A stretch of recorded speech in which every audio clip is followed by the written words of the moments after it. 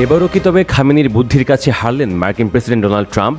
শত কোটি ডলার খরচ করে B-2 বিমান পাঠিয়ে মাদার অফ অল বোম ছুড়েও কি ব্যর্থ হলেন মার্কিন সাম্রাজ্যের অধিকর্তা?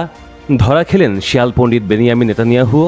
বুদ্ধি আর সুকৌশলে ইসরায়েল আমেরিকাকে একসাথে ঘোল খাওয়ালো তেহরান। বিবিসির প্রতিবেদন বলছে, যুক্তরাষ্ট্রের আকস্মিক ও সরাসরি হামলায় ইরানের প্রধান 3টি পারমাণবিক স্থাপনায় ব্যাপক ক্ষয়ক্ষতির আশঙ্কা দেখা দিয়েছে। তবে ইরান দাবি করছে তারা আগে এই স্থাপনাগুলো খালি করে রেখেছিল এবং বড় কোনো ক্ষতি হয়নি। তবু প্রেসিডেন্ট ট্রাম্প তার জাতির উদ্দেশ্যে দেওয়া এক ভাষণে বলেন, ইরানের পারমাণবিক সমৃদ্ধকরণ স্থাপনাগুলো সম্পূর্ণভাবে ধ্বংস করা হয়েছে। তবে এই দাবি ঘিরে রয়েছে সংশয়। সাবেক মার্কিন রাজনৈতিক সামরিক উপদেষ্টা মার্ক কিমিট বিবিসিকে বলেন, এই মুহূর্তে এমনটা বলা যাবে না যে এই স্থাপনাগুলো চিরতরে ধ্বংস হয়েছে। ইরানের দাবি, কাঙ্ক্ষিত ইউরেনিয়াম সহ যাবতীয় প্রয়োজনীয় জিনিসপত্রই আগে সরিয়ে রাখা হয়েছিল। তার আগেই টের পেয়েছিল এমন কিছু ঘটতে যাচ্ছে, আর সেই অনুযায়ী সাজানো হয়েছিল আমেরিকা ইসরায়েলকে বোকা বানানোর সব ছক।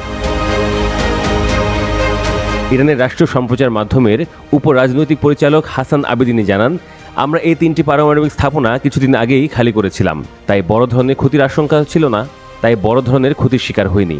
তবে এই পরিস্থিতি থেমে নেই। যুক্তরাষ্ট্রের হামলার পর ইসরায়েল দেশ জুড়ে নিরাপত্তা জোরদার করেছে। শিক্ষা কার্যক্রম, জনসমাবেশ ও বেশ কিছু কর্মস্থল সাময়িকভাবে বন্ধ ঘোষণা করেছে IDF। হামলার পর ইরান সরাসরি হুমকি দিয়েছে, বলেছে যুক্তরাষ্ট্রকে এর চরম মূল্য দিতে হবে। তারা বলেছে, যুক্তরাষ্ট্র যদি এই সংঘাতে সম্পূর্ণভাবে জড়িয়ে পড়ে তাহলে তা পুরো অঞ্চলে যুদ্ধের আগুন ছড়িয়ে দেবে।